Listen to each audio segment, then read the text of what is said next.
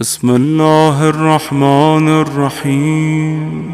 وشفعاء دار البقاء والرحمة الموصولة والآية المخزونة والأمانة المحفوظة والباب المبتلى به الناس، من أتاكم نجاه ومن لم يأتكم هلك. إلى الله تدعون وعليه تدلون وبه تؤمنون وله تسلمون وبأمره تعملون وإلى سبيله ترشدون وبقوله تحكمون. سعد من والاكم وهلك من عاداكم وخاب من جحدكم وضل من فارقكم وفاز من تمسك بكم وأمن من لجأ إليكم وسلم من صدقكم وهدي من اعتصم بكم. من اتبعكم فالجنة مأواه ومن خالفكم فالنار مثواه ومن جحدكم كافر ومن حاربكم مشرك ومن رد عليكم في أسفل درك من الجحيم.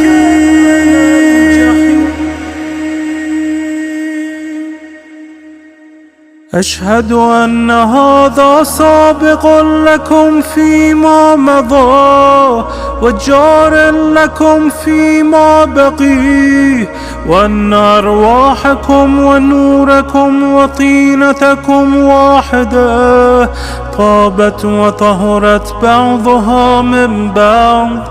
خلقكم الله أنظارا فجعلكم بعرشه محتقين، حتى من علينا بكم فجعلكم في بيوت أذن الله أن ترفع ويذكر فيها اسمه، وجعل صلاتنا عليكم وما خصنا به من ولايتكم طيبا لخلقنا وطهارة لأنفسنا وتزكية لنا وكفارة لذنوبنا، فكنا عنده مسلمين بفضلكم ومعروفين بتصديقنا إياكم.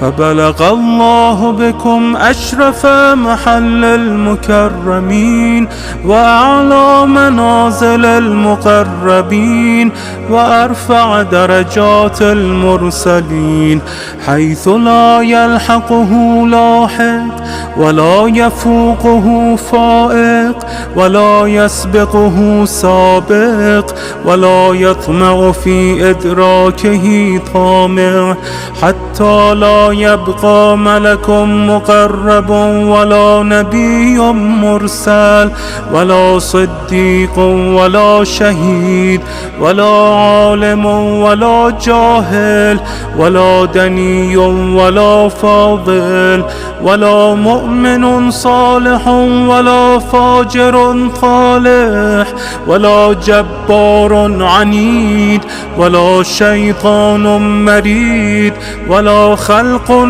فيما بين ذلك شهيد، إلا عرفهم جلالة أمركم وعظم خطركم وكبر شأنكم وتمام نوركم وصدق مقاعدكم وثبات مقامكم وشرف محلكم ومنزلتكم عنده وكرامتكم عليه وخاصتكم لديه وقرب منزلتكم منه.